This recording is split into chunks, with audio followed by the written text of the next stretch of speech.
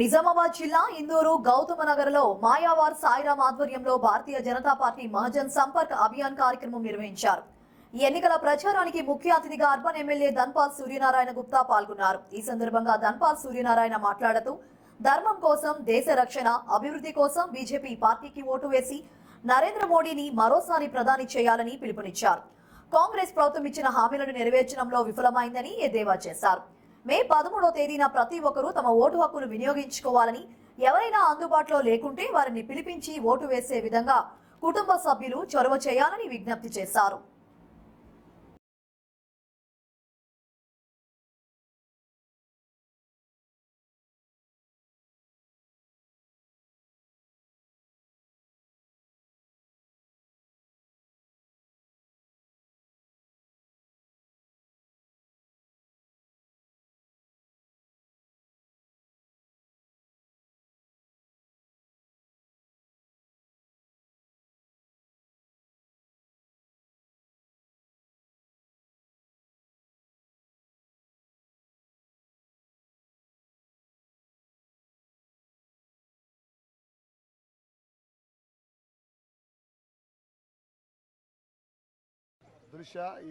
ఇందూరు నగరంలోని 40వ డివిజన్లో ఇంటింటికి ప్రచారంలో భాగంగా పెద్దలు మాయావార్ సాయిరామ్ మరియు సీనియర్ నాయకులు సంజయ్, ఇతర భారతీయ జనతా పార్టీ నాయకులు, కార్యకర్తలతోటి ఇంటింటికి ప్రచారం వెళ్తూ ఉంటే ప్రజలు నిండు మనసుతోటి ఆశీర్వదిస్తూ ఉన్నారు.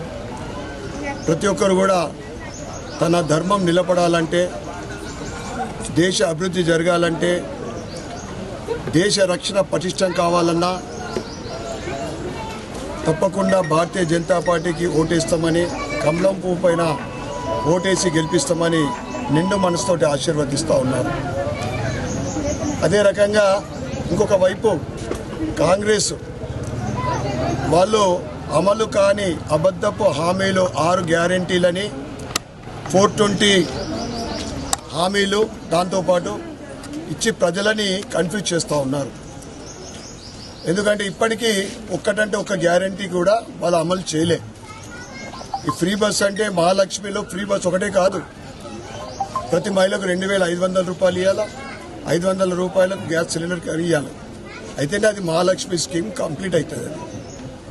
అది 100 రోజులని చెప్పి ఈరోజు 4 నెలలు దాటిపోయినా కానీ ఈ ఒక్క స్కీమ్ అమలు చేయకుండా ప్రజలని మరొకసారి మోసం చేయడానికి మళ్ళీ 5 గ్యారెంటీలని, ఒకసారి ఎంపీగా కాంగ్రెస్కు ఓటేయాలని ప్రజలని అందరూ కూడా కన్ఫ్యూజ్ చేస్తూ ఉన్నారు. అవినీతికి కేర్ ఆఫ్ అడ్రస్సే కాంగ్రెస్. మోడీ గారి గురించి మాట్లాడతారు, అవినీతి గురించి, ఈవీఎంల గురించి మాట్లాడుతూ ఉన్నారు. ఈవీఎంలు చక్కగా లేవని చెప్తా ఉన్నారు. బీజేపీ ఫేవరబుల్ అంటారు. ఎట్లయితే మీరు కర్ణాటకలో ఎట్లా గెలిచిండ్రు, తెలంగాణ ఎట్లా గెలిచిండ్రో మేము అడుగుతా ఉన్నాం. దాంతోపాటు నరనరాన దేశభక్తితో కూడుకున్న భారతీయ జనతా పార్టీ నాయకులు, కార్యకర్తలు కాషాయం జెండా కోసం అన్నిటికీ సిద్ధమయ్యే ఈ కాషాయం జెండా మోసే వాళ్ళు బ్రిటిష్ జనతా పార్టీ అంటారు కాంగ్రెస్. అరే మీరు క్రిస్టియన్లా, ముస్లింసా, హిందువులా, ప్రజలకు ఇప్పటికి కూడా క్లారిటీ లేదు. దేశాన్ని విచ్ఛిన్నం చేయడానికి వాళ్ళ మేనిఫెస్టో ఎట్లా ఉందంటే కేవలం ఒక వర్గానికి సంతృప్తి పరచడానికే ఈరోజు వాళ్ళ మేనిఫెస్టో ఉంది. ఒక భయంకరమైన వార్త ప్రజలకు తెలుస్తూ ఉంది. ఈ మధ్యన మొత్తం దేశంలో ఉన్న హిందువుల ఆస్తులపైన స్క్రీనింగ్ చేస్తాయి.